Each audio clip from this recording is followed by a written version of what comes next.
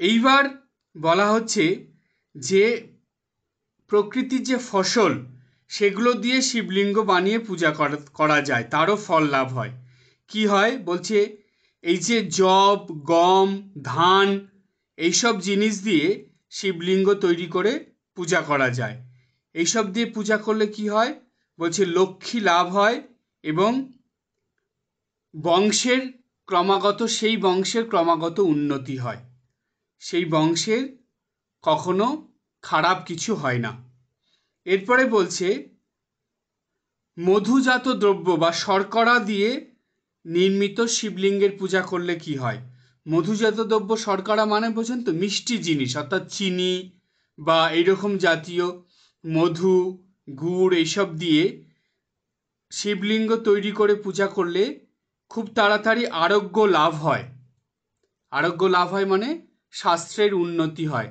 আমাদের শরীরে বিভিন্ন রকম রোগ আসে, তো সেগুলো আসে না, শরীর স্বাস্থ্য ভালো থাকে, দ্রুত আরোগ্য লাভ হয়, কেউ অসুস্থ থাকলে তাড়াতাড়ি ভালো হয়ে যায়। এইবার বলছে যে আরও আছে, যেমন গোলমরিচ, পিপল, তারপরে হরিতকি, এইসব জিনিস দিয়ে এগুলো মিশ্রণ করে শিবলিঙ্গ বানিয়ে পূজা করলে কি হয়, এরকমভাবে যে পুজো করছে তার উপরে কারো যদি মনের বিরূপ চিন্তা ভাবনা থাকে, তাকে যদি খারাপ ভাবে বা তার যদি ক্ষতি করতে চায়, সেগুলো হয় না, সেগুলো সে করতে পারে না। অর্থাৎ যে পূজা করলো তার বশে সবাই চলে আসে, অর্থাৎ তার কথা তখন সবাই খারাপ কিছু না বলে তার কথা, ভালো কথাই তার সম্বন্ধে বলে। তো এই রকম ফল লাভ হয়। এরপরে আছে যে গব্যঘৃত দিয়ে, গব্যঘৃত মানে ঘি সহকারে, সেই ঘি দিয়ে লিঙ্গ তৈরি করে, অর্থাৎ ঘিটাকে যখন একটা সময় আসে না, সে ঘিটা জমে যায়, সেই জমা ঘি দিয়ে লিঙ্গ তৈরি করে পূজা করলে, শিবলিঙ্গ তৈরি করে পূজা করলে কি হয়, বুদ্ধির তীক্ষ্ণতা বাড়ে, অর্থাৎ স্মৃতিশক্তি বাড়ে, বুদ্ধি তীক্ষ্ণ হয়।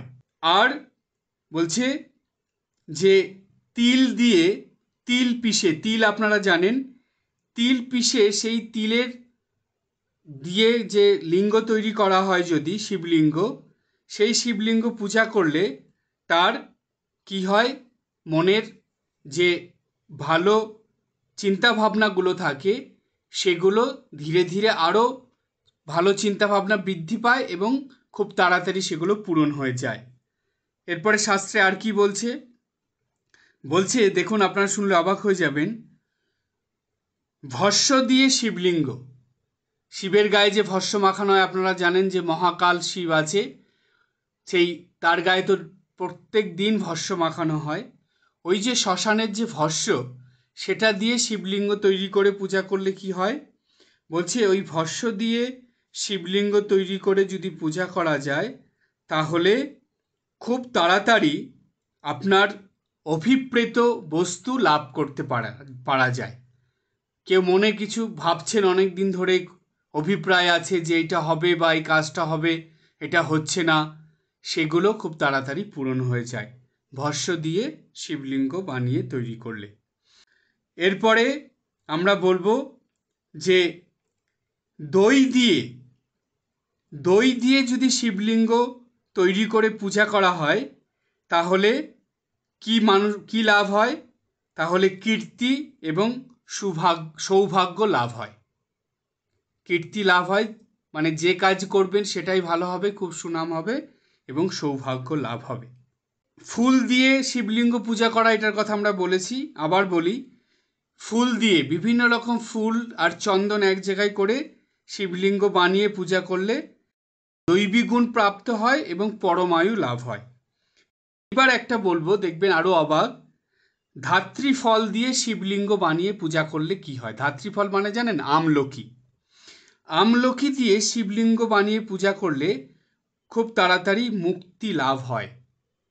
মানে মুক্তি, মানুষে তো মুক্তি চায়, সেই মুক্তি লাভের দিকে সে খুব তাড়াতাড়ি যেতে পারে।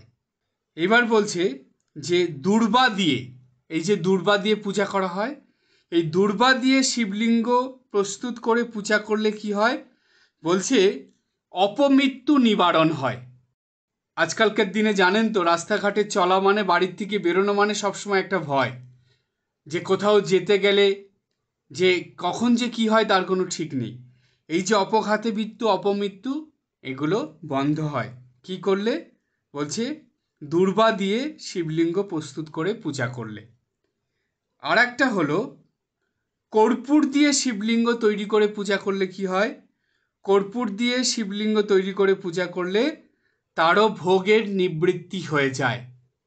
মানুষের মধ্যে ক্রমাগত যে কামনা বাসনা বা ভোগের বাসনা চলে সেটা ধীরে ধীরে কেটে যায়, ভোগ নিবৃত্তি হয়ে সে মোক্ষ প্রাপ্তির দিকে এগিয়ে যায়। সেটা হলো কর্পূর দিয়ে শিবলিঙ্গ বানিয়ে পূজা করলে এটা হয়। এরপরে বলছে যে কাঁসা এবং পিতল মিশ্রিত করে, কাঁসা পিতল দুটো মিশ্রিত করে শিবলিঙ্গ বানিয়ে সেটার পূজা করলে কি হয় বলছে সেই শিবলিঙ্গ পূজা করলে আমাদের মনের, মানে যারা পুজো করছে তাদের মনের দুশ্চিন্তা, খারাপ চিন্তা, সেগুলো খুব তাড়াতাড়ি মন থেকে কেটে যায় এবং মনের ভিতরে শুভ চিন্তার উদয় হতে থাকে। ক্রমাগত শুভ চিন্তা তার মধ্যে আসে, খারাপ চিন্তা আর আসে না। আলোচনার শেষে এসে আমরা পৌঁছেছি, কেননা এর থেকে বেশি বললে যা বলেছি সব মাথার উপর দিয়েই চলে যাবে, আর ভিতরে কিছু যাবে না। তাই আর দুটো বলে শেষ করব। শিবলিঙ্গের কথার মধ্যে আছে যে অষ্টধাতু দিয়ে যদি শিবলিঙ্গ বানিয়ে পূজা করা হয়, এই অষ্টধাতুর লিঙ্গ পূজা করলে কি নিবারণ হয়, দুরারোগ্য ব্যাধি নিবারণ হয়। দুরারোগ্য ব্যাধি যেমন কুষ্ঠ, তারপরে ওই টিবি, ক্যান্সার, বিভিন্ন রকম দুরারোগ্য ব্যাধি আছে না, সেগুলো নিবারণ হয় অষ্টধাতু দিয়ে শিবলিঙ্গ বানিয়ে পূজা করলে। এইবার বলছে সোনা, রূপা, তামা এই তিনটে মিশিয়ে শিবলিঙ্গ বানিয়ে পূজা করলে কি হয়, সোনা, রূপা এবং তামা এই তিনটে জিনিস একসঙ্গে করে শিবলিঙ্গ বানিয়ে পূজা করলে বলছে তার সিদ্ধি লাভ হয়। সিদ্ধি লাভ হয় মানে সে যেটা ভেবে সাধনা করবে, যেটাই করবে, তাতে সে কৃতকার্য হয়ে যাবে, সফলতা আসবে, সিদ্ধি লাভ হবে। অর্থাৎ আধ্যাত্মিকতায় তার ক্রমাগত উন্নতি হবে এবং সে যেটা ভেবে আধ্যাত্মিক সাধনা করছে সেটা সে পেয়ে যাবে। তাই বলছে সিদ্ধি লাভ হয়।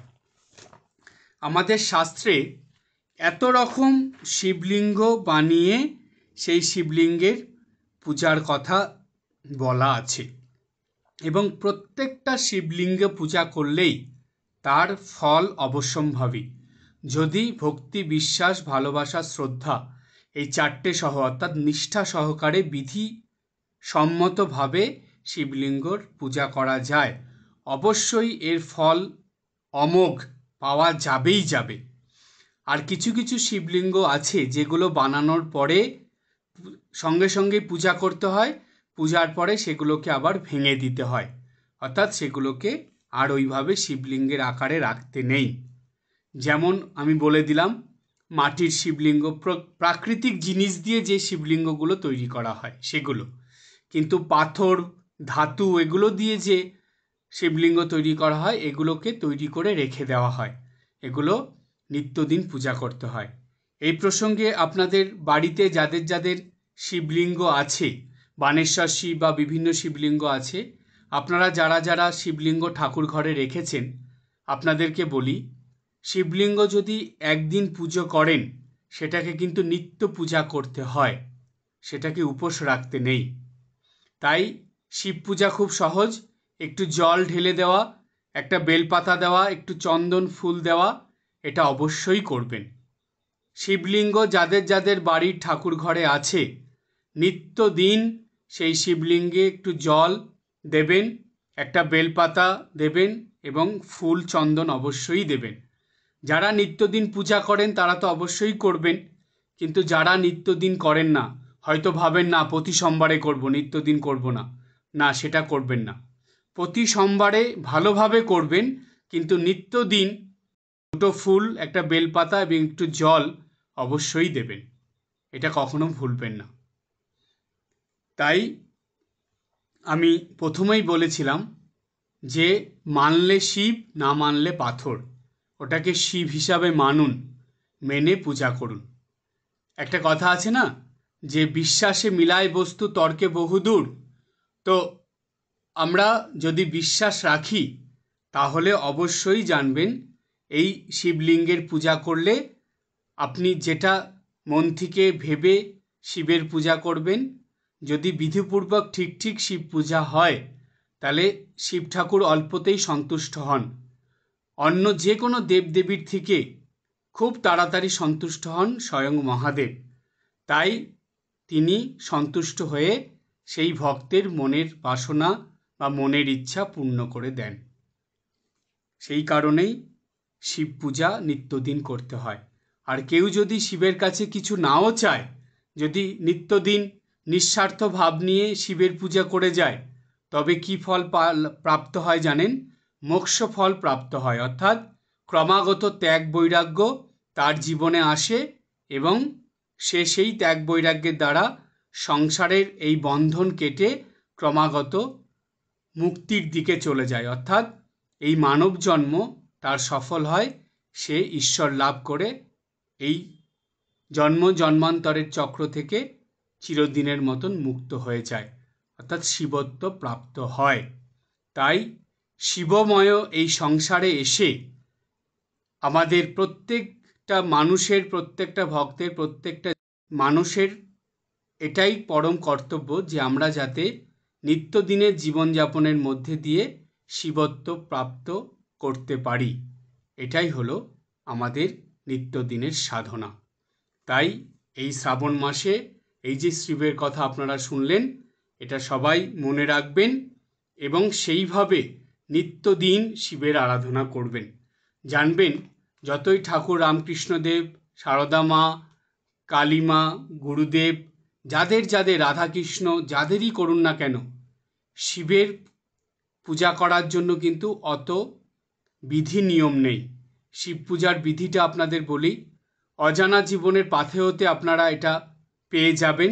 শিবের স্নান মন্ত্র এবং প্রণাম মন্ত্র বলে শিবকে পূজা করলেই হয়, আর কিচ্ছু দরকার নেই।